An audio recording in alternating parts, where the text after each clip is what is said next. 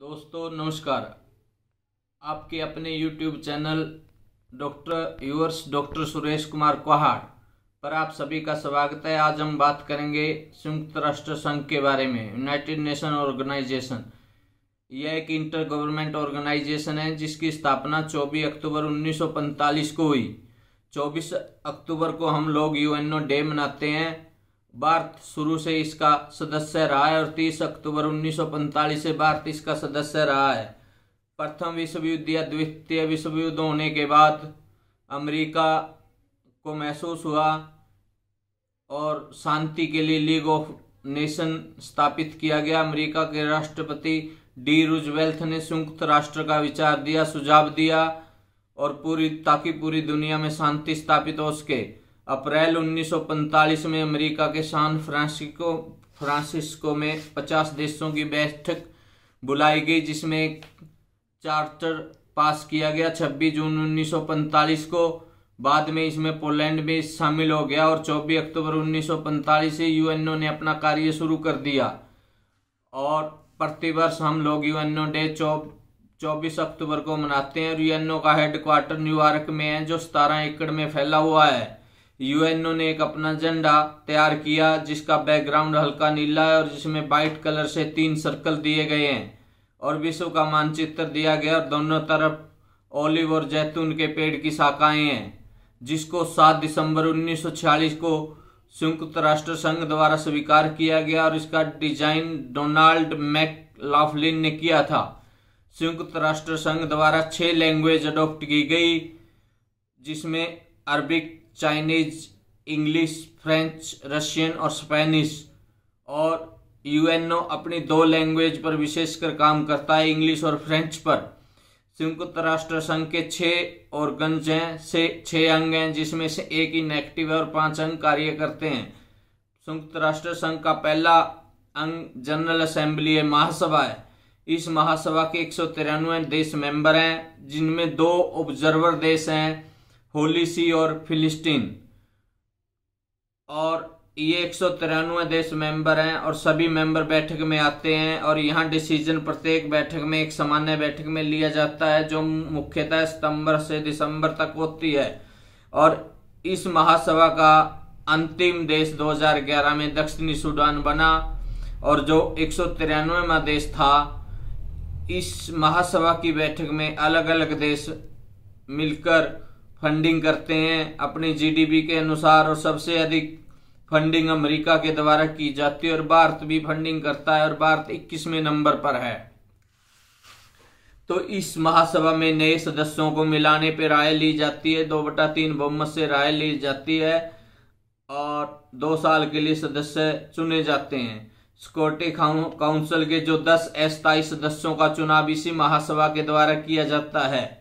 विश्व संसद की तरह यह महासभा कार्य करती है और इसकी पहली बैठक मेथोडिस्ट सेंट्रल हॉल लंदन में 10 जनवरी 1946 को हुई थी। संयुक्त राष्ट्र संघ की दूसरा ऑर्गन यूएनएससी है, यूनाइटेड नेशन सिक्योरिटी काउंसिल, संयुक्त राष्ट्र सुरक्षा परिषद। इसके 5 स्थायी देश के रूप में मेंबर हैं और 10 मेंबरों का जनरल असेंबली द्वारा प्रत्येक 2 वर्ष के लिए चयन किया जाता है।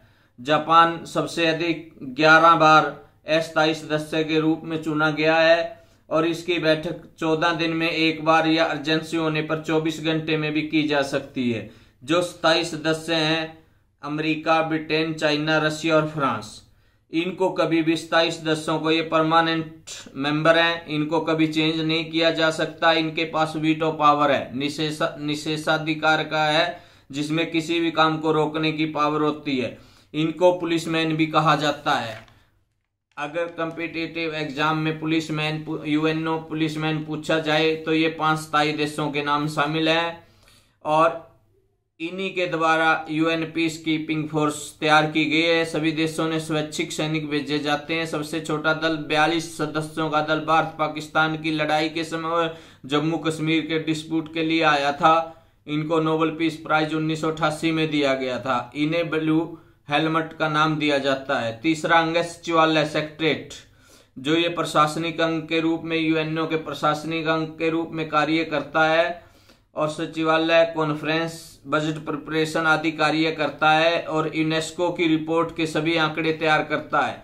इसका मुखिया महासचिव होता है जो 5 वर्ष के कार्यकाल के लिए महासभा द्वारा चयन किया जाता है और UNSC United nation security council इसकी सिफारिश करती है। अर्थात जो 5 सदस्य देश हैं जो स्थायी सदस्य हैं यूएनओ के, वे क्या करते हैं, सेक्रेटरीट के लिए जो महासचिव होता है उन सदस्यों की सिफारिश करते हैं। सभी प्रकार का कागजी कार्य किया जाता है सेक्रेटरीट के द्वारा। यूएनओ का जो रिप्रेजेंट करता है यूएनओ को महासचिव करता है। Chief administrative officer foremost representation करता है। और चौथा जो यूएनओ का अंग है इंटरनेशनल कोर्ट ऑफ जस्टिस है। सिर्फ जो यूएनओ के 6 ऑर्गन है उनमें से सिर्फ इंटरनेशनल कोर्ट ऑफ जस्टिस का कार्यालय अमेरिका से अलग देश हेग यानी नीदरलैंड में है, हेग में है। नीदरलैंड में इंटरनेशनल कोर्ट ऑफ जस्टिस है। ऐसे मामले जो युद्ध से संबंधित हो, क्राइम से संबंधित हो, राज्य विवाद से हो, टेरिटरी के मामले, वो सभी आईसीजे में सुने जाते हैं। आईसीजे में 15 जज होते हैं और जब इसका कार्रवाई करनी होती है कम से कम 9 जजों का होना, कोरम होना अनिवार्य है। भारत की तरफ से इसमें 4 जज रह चुके हैं। दलबीर सिंह भंडारी जिनको दूसरे कार्यकाल के लिए भी चुना गया है, बेनेगल राव, नागेंद्र सिंह, आरएस पाठक, ये 4 भारतीय जज इंटरनेशनल कोर्ट ऑफ जस्टिस में रह चुके हैं। Doctor Nagendra Singh international court of justice के अध्यक्ष व उपाध्यक्ष भी रह चुके हैं। कोई भी 2 जज एक ही समय में एक ही देश से नहीं हो सकते। हालांकि एक जज को दोबारा कार्यकाल के लिए चुना जा सकता है।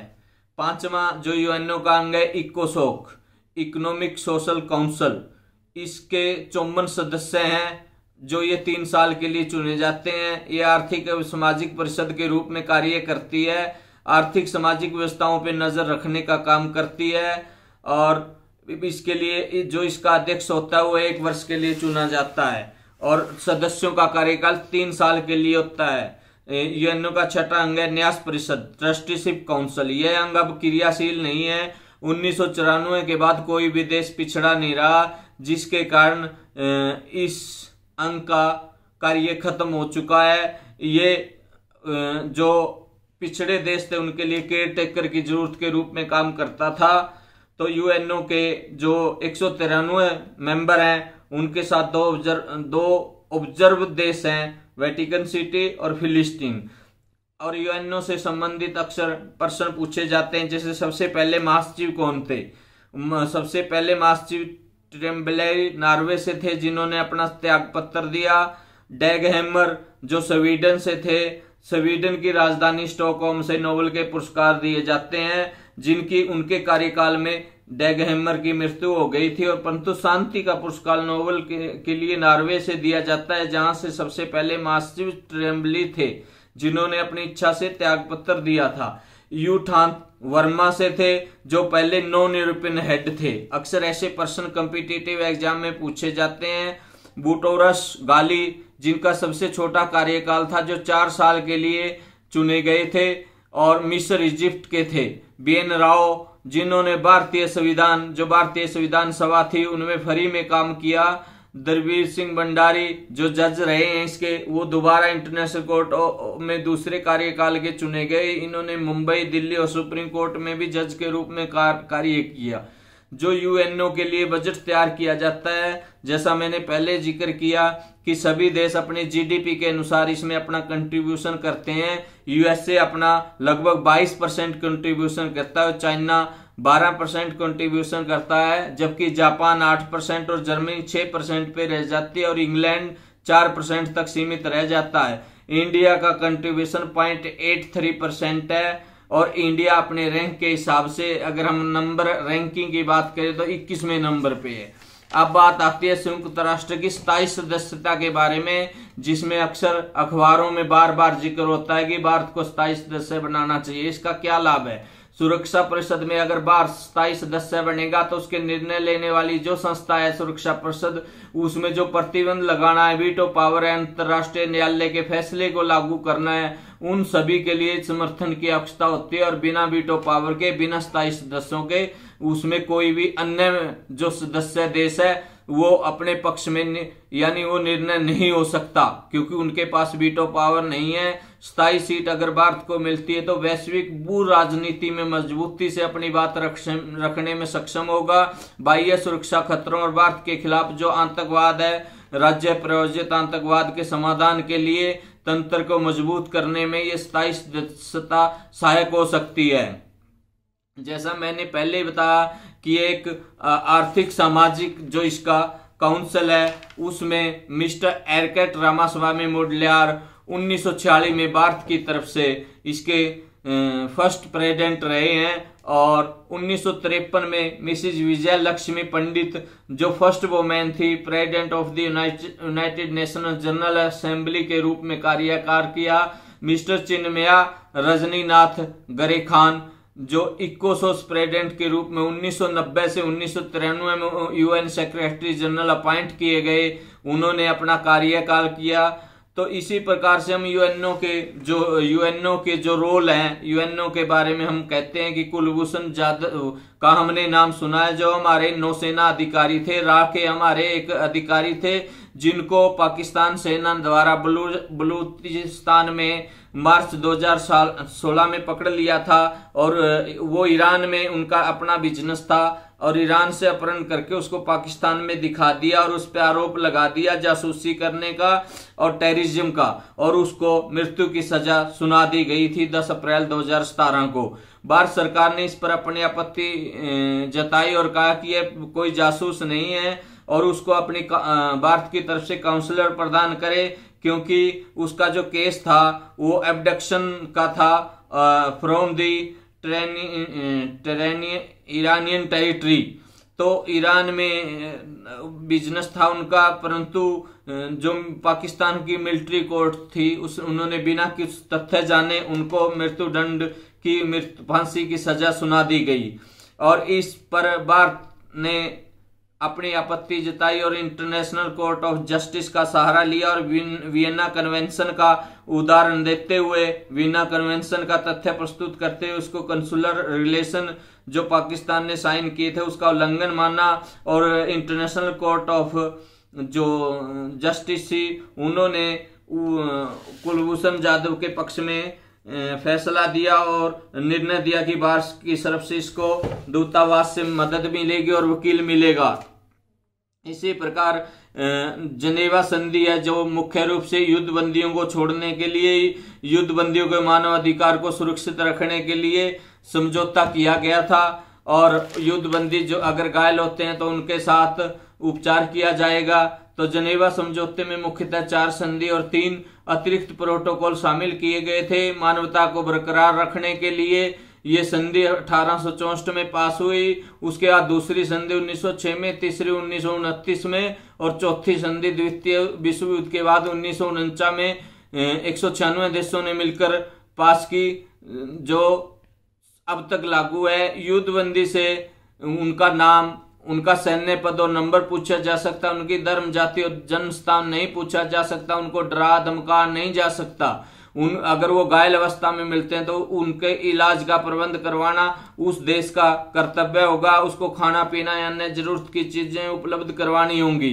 तो हमारे विंग कमांडर अभिनंदन को इस संधि के कारण ही पाकिस्तान ने सौंपा था, जिन्होंने सर्जिकल स्ट्राइक की थी 26 फरवरी 2019 को। अभी मैं एक वीटो पावर का उदाहरण देता हूं कि चीन ने एक आतंकवादी संगठन जो जैश-ए मोहम्मद है उसका संस्थापक मसूद अजहर ने पुलवामा में हमला किया था और अपना वीडियो जारी करके उस हमले को कबूल किया था, जिसमें 40 जवान हमारे सीआरपीएफ के मारे गए थे। ये एक आत्मघाती हमला था। इस मुद्दे को भारत के द्वारा सुरक्षा परिषद में उठाया गया और यह मुद्दा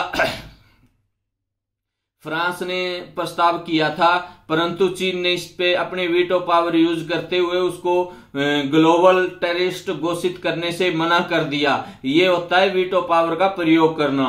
ठीक इसी प्रकार जब सुरक्षा परिषद का एक और आपको महत्वपूर्ण पहलू देता हूं कि यह सीट जो चाइना को शामिल करने के लिए, इसमें कुछ आलोचक कहते हैं कि नेहरू जी ने चाइना को शामिल करवाया था, क्योंकि इससे पहले यह सीट ताइवान के पास थी। क्योंकि उस समय नेहरू की नीति हिंदी चीनी भाई भाई और जो people Republic of China party थी उसके पक्ष में नेहरू का सॉफ्ट रुख था। और कई बार इसको हमारे कांग्रेस के अलावा जो अन्य विपक्षी दल हैं, अन्य जो उनके विरोधी दल हैं, उन्होंने ये मुद्दा उठाया कि ये चाइना जो सुरक्षा परिषद का स्थायी सदस्य बना है ये नेहरू की देन है। तो ये जो यूएनओ है, यूएनओ एक प्रकार से अंतर्राष्ट्रीय पंचायत के रूप में कार्य करता है, जिसके 6 अंगों के बारे में मैंने आपके सामने विस्तार पूर्वक बताया। और मैं आशा करता हूं कि मेरे द्वारा जो जानकारी दी गई है वो सभी को लाभान्वित करेगी। और आपसे अनुरोध करता हूं पुनः कि मेरे चैनल को सब्सक्राइब करें, शेयर करें। Thank you.